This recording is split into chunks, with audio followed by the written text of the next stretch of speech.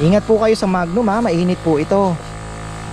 Sundin ninyo yung ano sa label kung ilan lang pong tablespoon per 16 liter. Wow, ganda naman pala eh. Mga farmer, kaya lang ko po kailangan ng gunting dito. So ayan na mga farmer, meron ditong mahal eh, yung 2,000, 5 piraso.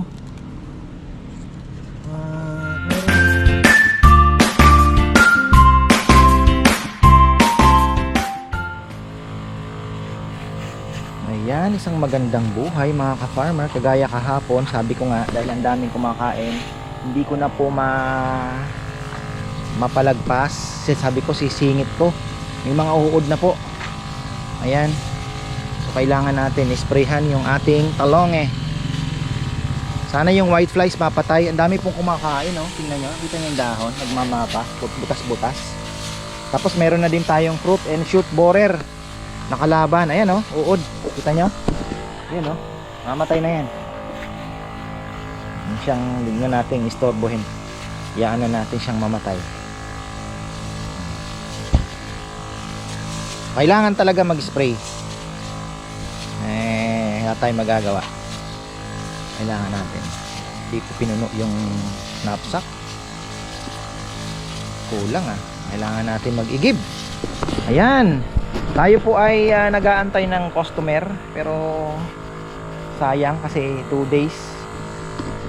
Malaking bagay po yung makapag-spray sa mga ating talungan. Pang ano to, pang pamilya, pang kaibigan, pang bisita, pang pakbit.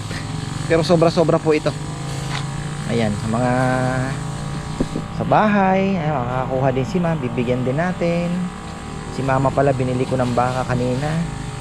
Iyakap ako, happy Father's Day, nakaka-touch naman.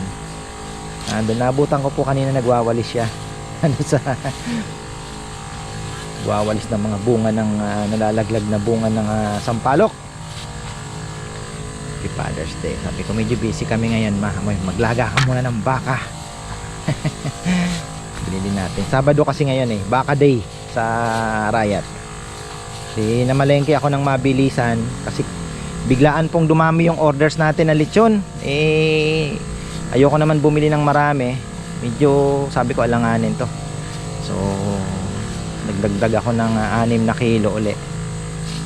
Ayan. So thankful dahil may biyaya na naman tayo.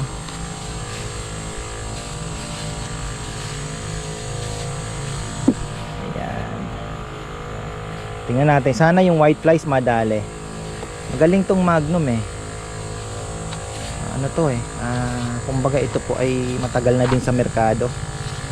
Ayan o, mga uod eh. Tingnan natin yan. Hindi ko po tatanggalin. Titingnan natin yan mamamatay sila. Diba? So malalaman mo naman kung namatay yung mga insekto eh. Kasi dapat yung yung mabilisan pong tingin. Ayan tuturo ko sa inyo. Alam naman na basic naman po ito. Malalaman nyo po na effective yung inyong pinang-spray. Kung let's say may naninira sa dahon, yung ano lang, yung talbos na mga sumunod, siguro after mga ilang days, 2 days, 3 days, makikita mo yung lumalabas na talbos niyan. Dapat wala na pong damage yon. Dapat maganda na. Pag maganda na po yon, ibig sabihin okay na, napatay nyo na yung mga naninira. Pero syempre kailangan nyo po ng follow up. Gaya niyan, ang dami pong uod. Pakita ko po sa inyo. Meron akong mga nakikita. Tinitira ko sa ilalim kasi nasa ibabaw yung uod eh. Yung ilalim naman po yung white flies. Baka sakaling mapatay natin. Yung hopper, okay yung hopper dito, yung kulay green. Di ko lang po alam yung white flies kung kaya. Kaya inaano natin sa ilalim, tinitira para matamaan. Yan o. Pero yung uod nasa ibabaw. Kitang kita naman kasi yung uod eh. Dami na palang white flies.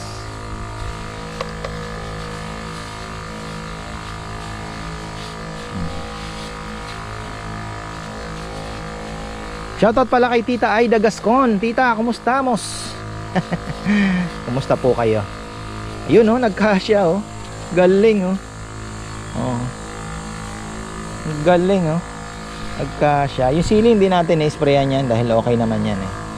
Wala pa na mga kalaban gaano. Ito, ang talong kasi talagang ano to, napaka hilig. At magbibili din tayo ng super net, yung ini-spray ko na nag-a-attract po ng mga nanunusok. Ayan, mga nanunusok po, kailangan natin tirahin din. Sana mapatay yung white flies para isahan na lang tayong pang-spray ano. Hopefully mapatay natin. Ang galing naman tong Magnum eh. Antik nga eh, napapatay eh, di ba? So tingnan natin kung white flies mapapatay. Kung hindi, magbubrodan tayo. Magaling yung brodan sa white flies.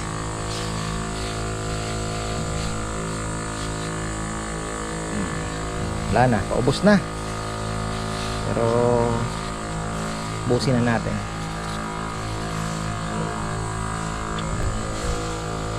Ingat po kayo sa Magnum ha, mainit po ito. Sundin ninyo yung naka ano sa label kung ilan lang pong tablespoon per 16 liter. Baka po kasi isipin nyo maraming kalaban, tapangan ko. Nako, ingat po tayo. Yan ang aking payo kasi baka naman masunog yung inyong mga halaman. So ito 2 tablespoon lang linagay ko. Kasi nakalagay naman po 1 to 4 tablespoon. So naisip ko kasi may uod tayong titirahin kaya medyo dinami-damihan ko. Nakita ko yung mga uod. Sana mamatay. Sana mamatay. Kasi 2 tablespoon lang linagay natin. Pero yung laman naman ay 3/4 lang. Medyo matapang naman yung timpla natin. Pero nandun pa rin tayo sa recommendation. Hindi tayo lumabag. Ubusin na natin. Inuubos ko na lang po ito. Naano natin yung white flies eh. Ito kasing anong to, itong alam ko contact to mga ka-farmer. Ibig sabihin ng contact insecticide, ito po ay pag hindi mo tinamaan ay hindi mapapatay. Kaya contact. Meron naman po systemic. Sa dahon lang i-spray ay pag kinain ng ano yung dahon, mamamatay na sila. So yung systemic kung sa health medyo ano po siya dahil makakain mo din eh, di ba? Unlike doon sa contact, ilang araw lang wala na kasi kumbaga parang sa matamaan mo lang yung ano, yung mga insekto, doon lang siya mamamatay.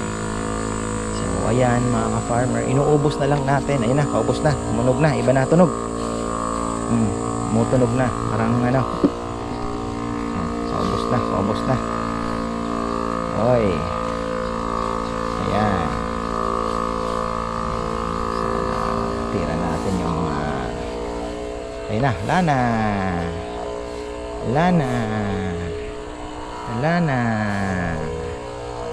lana. Okay. Ayun na natin. 6 minutes pala yun.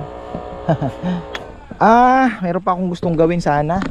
Ito kasi pala nung inilipat namin, hindi namin nadilig. Tinitingnan ko kahapon, parang ako malungkot yung dahon ano. Pero although may moisture din naman po at yung ulan kasi kahapon na isang araw, hindi naman po siya ulan na malakas, ambulan na tinatawag. So hindi ko alam kung naka-penetrate. Bala kong diligin to ng fish amino acid. Hahaluan ko. Dami ko pa fish amino acid doon, ilang timba pa. Wala namang ano yan eh. The more na tumatagal eh, ano yan, parang wine. So didiligan ko sana ito.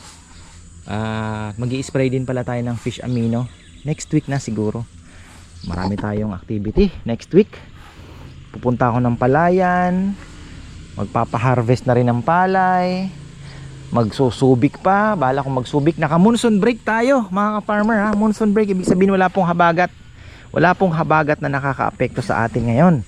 Kaya yung mga mangingisda sigurado magsasamantala at mag-aano sila, mangingisda.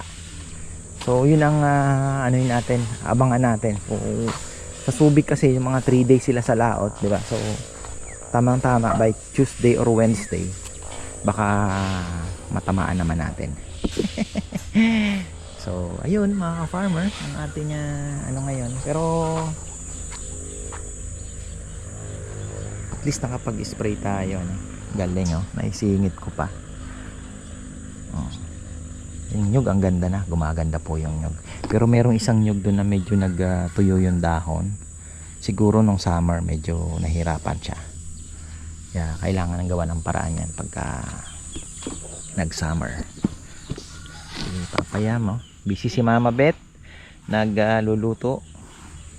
Tapos si Papaya, mayan, Foreman at Yaya. 2 in 1. Ayan. Ayan po mga ka-farmer. Di ba nabanggit ko po yung orchids. Dumating na pala. Ayan na, oh. Oh. From Katungi, Bolinao, Pangasinan, mga ka-farmer. Ito pong ano natin is worth 2,000 pesos na orchids. Ayan. Hindi gaano alam pa sa orchids eh. Kaya nag-uumpisa pa lang tayo. Pero maganda to. Mga rare daw to. Ayan. Tignan natin. Hirap magbukas ng isa, no? Hirap mag-unbox ng isa. Ayan po, Ayan. Okay.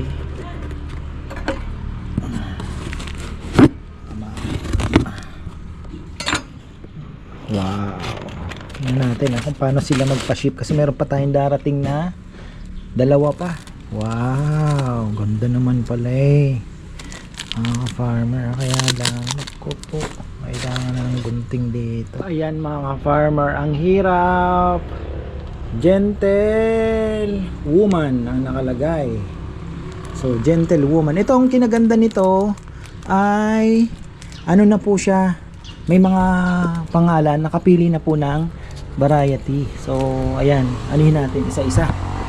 So ayan na mga farmer, meron ditong mahal eh, yung 2,000, 5 piraso. At meron naman na yung 1,005. Hindi natin alam kung alin dito kasi pinapili niya ako eh ng kulay. Bali 10 yan, 1, 2, 3, 4, 5, 6, 7, 8, 9, 10. Ayan, 10 nga. So yan po yung ating orchids, dumating na galing Bolinao. Meron tayong orchids manggagaling ng Davao at yung isa Laguna yata. So yung Davao baka Monday pa lang po nila i-ship. Pero ito kasi ayan, oh, COD naman to. Sana mapabulaklak natin, ano? Hindi ko po alam, comment nga po kayo o kaya message kayo sa ka-farmers kung sa mga nag-orchids po kung alin ang mas maganda kung papakapitin, kasi si Bebe sabi niya pakapitin daw. Pero mas 2,000? Magkano to? 3 plus? Ne? Oo. 3,500, 3,600. Orchids 3,500. Ayan. Ano naman to? Meron pang darating pero hindi naman gano'ng kamahal na.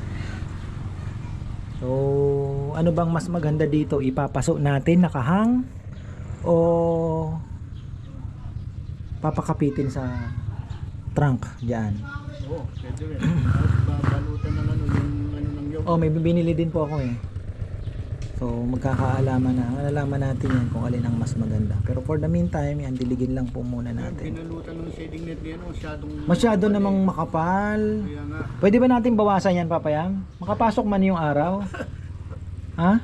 Pati ulan natin, di was-was. Oo nga eh, 3 balot yata yung ginawa. Dapat ano, may araw pa din eh. Kaya nga. Ano kaya yan? Bawasan, tatanggal yung ano. Bawasan na lang, ano? Yung pinaka-uli kasi, yung shading net na ano, talagang medyo ano yun eh. Hindi, dinoble niya pa yon. Parang 3 patong eh. Di na dinoble yata, pero yung dalawa, bali dalawang patong, pero ano siya, Oh. parang net lang talaga. Paano kaya yan? Kasi sobra, hindi... So siya, parang ano siya, Parang lilim na talaga eh. Ayan. it's kasi parang ano lang eh. Dapat naarawan pa rin. Tawang pa rin. Oh. So ayan po, ang gaganda ano. Ang gaganda ng bulaklak nito.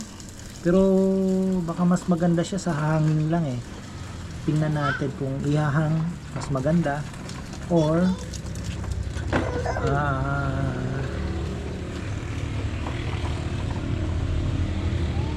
papakapitin. So, ayan, sigurado may mga magagaling po dyan na nag-aalaga, na hilig talaga nila, experienced. Kasi ngayon, actually mahilig po ako sa ano, mga ganito dati. Actually, pag nakakabenta tayo ng lovebirds dati, binibili ko si Manang Banda, yung mga ganon. So, ngayon, tingnan po natin kung alin ang mas maganda. Ayan. Maganda. Ano? Oo, sige. Ayan. Mga bata. So, ayan, i-secure lang muna natin at delikado. So, yan po mga ka-farmer. Marami pong salamat. At ito na ang first shipment natin ng orchids. Wow, ang ganda.